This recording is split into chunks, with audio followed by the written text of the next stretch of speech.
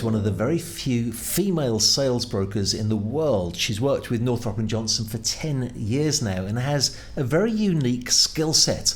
I sat down with her this morning for a few moments to talk to her about her experience so far. So Kristen, let's start at the very beginning, which is a very good place to start, I'm told. How did you get into yachting? How did you hear about Northrop Johnson? How did it all start?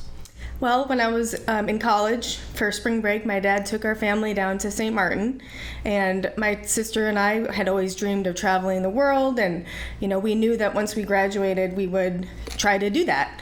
And what better way than to get on a yacht and see the world that way. I worked on a charter boat, and Northrop Johnson managed it for charter. And I kind of got to a point in my life where I knew I wanted to go back to shore, and they had a position open and I took it. Okay, so to start with, you go to St. Martin. Did you know anything about yachts? Has that always been the career path you had in mind? No, I never knew about yachts. I knew one thing only, that I wanted to see the world. And I had no idea how I was going to do it.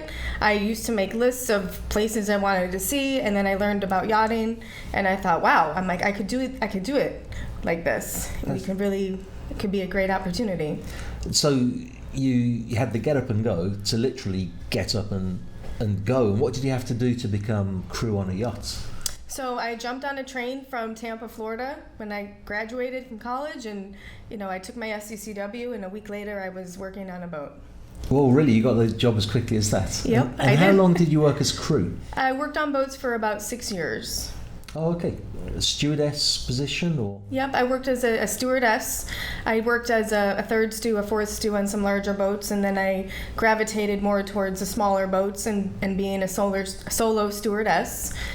So I did that, and I loved it. And then, I did a couple charter boats here and there. And, after a certain time, I decided that I wanted to go back to shore and go get a graduate degree and do other things.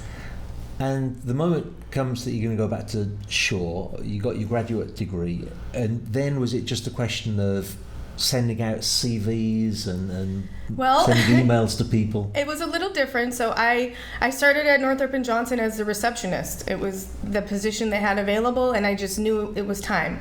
I knew Kevin, I knew Amy Walkman, and I thought, wow, I really like this company. I'll take it. Okay, for those that don't know, Kevin at the time was the owner of Northrop Johnson. Yep. How did you already know Kevin? So, from charter shows and, Fort Lauderdale Boat Show, he would come on board and give us these wonky ideas about, putting a sugar packet over here that was open with a coffee cup, make it look more lived in. And I was this chief stew. I'm like, who is this crazy guy going around putting coffee cups around the boat? So I met him that way, and yeah. And he obviously left an impression on you from the... He did. I knew he would be, a great boss. I liked his personality, and so I got lucky. So you started as a receptionist, and by the way, receptionist, by this time you had your graduate degree. I did not. You didn't? So that was the other thing. So when I worked at Northrop, I was a receptionist, I think for about a year maybe a year and a half. And then I got into grad school while I was working there, and I did a program out in Sunrise with the University of Florida. And once I graduated, it was part-time, so I would work full-time and then school. Once I graduated, I thought, gosh, everything I'm learning I can apply towards brokerage, communication, just being able to speak the same language as yacht owners. I thought, wow, I can do this. And so one day Kevin, asked me, where do you see yourself going? What do you want to do? And I said, look, I would like to become a broker. Now, let me just go back a step, because that wasn't directly from receptionist to broker, was it? It was. So I was receptionist for about a year and a half, and then one day, Kevin offered me. He said, "You're going to move into that office," and it was basically his assistant. So I did have the wonderful advantage of being his assistant for 2 years-ish, 2.5 years maybe. Now, for those that don't know, what is involved in being the assistant to a very busy and very successful yacht broker? Well, it was a lot. It was the best part about it was that his inbox was my inbox. So I got to see every email that came in, every email that went out. I heard all of his phone calls. I heard how we talked to owners. I heard how we communicated with other brokers.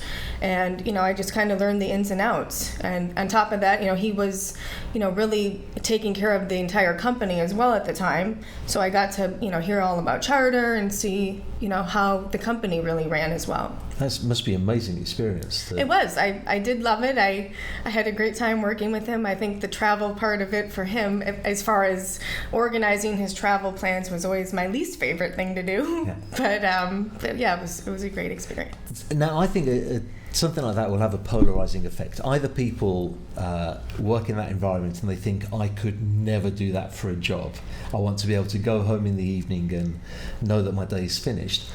Or it can make people want to do that for a job. In your case, you wanted to become a sales broker. What was that conversation like with Kevin when you told him? Gosh, I think it was, working underneath him, as an assistant, I enjoyed it, but I needed more. I needed the pressure of, knowing that my day is going to go how I make it. And so when I told him I wanted to become a broker, he kind of just, sat there at his desk and looked at me and said, I knew you were going to say that. And really? I think he said something like, I think you're better suited in that role for me. So I did it. That's great. So now you've gone from receptionist to PA to the boss. Yep. PA to the boss to sales broker. First day at work, was that daunting? What did you do to go about this really a new business? Because every yacht broker pretty much is like they're running their own business. Yep. Gosh, I think I went into the office, went upstairs to my new office, opened my laptop and said, okay, you got to start somewhere. Let's figure this out. It is a challenge, and there were days where I was definitely like, where am I going? Is this going to work? But you just have to push yourself and, really try hard. I think for me, working as an independent contractor gives me energy and drive every day. Yeah. Previously working, I never woke up and thought, wow, I can't wait to accomplish, something today. But it's hard. So you just push. So I know you as a highly successful yacht broker. I mean, the context of this video is that March is the International Women's Worker Month, and you are a female broker, but I know you as a successful broker, full stop, irrespective of gender. That said, have there been any disadvantages or any advantages to being a female working in what is mainly, I would say, 95% male environment? There's both. I would say advantages, I do bring a different perspective. A lot of times, a broker will go onto a boat, they'll just point out the master stateroom. I'll know about the storage, I'll know about how to take care of it, things that a male might not see. I think in our industry, there are a lot of women in higher roles. You see it in shipyards, there's more female captains. So, I think the more females that get out there and do it, and get into a higher role, it's great for everybody. Disadvantages, there are still, people that have the beliefs of societal roles for women, and I have to push past that every single day. And I think once owners and clients meet with me and hear about my experience and what I bring to the table, then it goes away, and there's full confidence. And that's great.